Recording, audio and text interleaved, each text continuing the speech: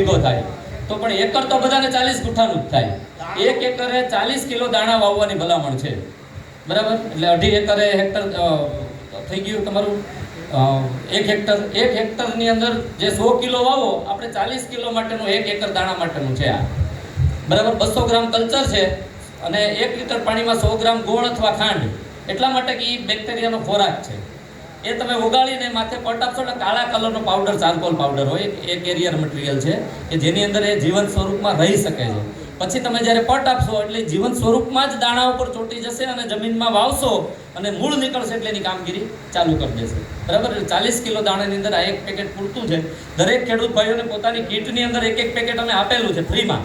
પણ હજી પણ પોતાના ગામ માટે જો કોઈ લઈ જવા માંગતા હોય તો હમણાં બેને કીધું એમ, આ પેકેટ બનાવવાનો અમને ખર્ચ આવ્યો છે 80 રૂપિયા. કેટલો? અમારી ઓફિસને ખર્ચ આવ્યો છે 80 રૂપિયા. અને નહીં નફો નહીં નુકસાનના ધોરણે ખેડૂતો માટે આ પેકેટો અહીંયા તૈયાર કરવામાં આવે છે. જેમને જોતા હોય એ બેનનો કોન્ટેક્ટ કરી અને વધુ જોતા હોય તો તમે લઈ શકો. પ્રવાહી કલ્ચર છે એ પણ અવેલેબલ છે, એ પણ તમને ત્યાંથી એના લિટરેચર સાથે 100 રૂપિયાની બોટલ હશે, એ તમે લઈ શકો. એમનો પછી કાર્યક્રમ પૂરો થાય પછી સંપર્ક કરજો. આ શ્વેતાબેન દેવાની છે, બરાબર. હા સર.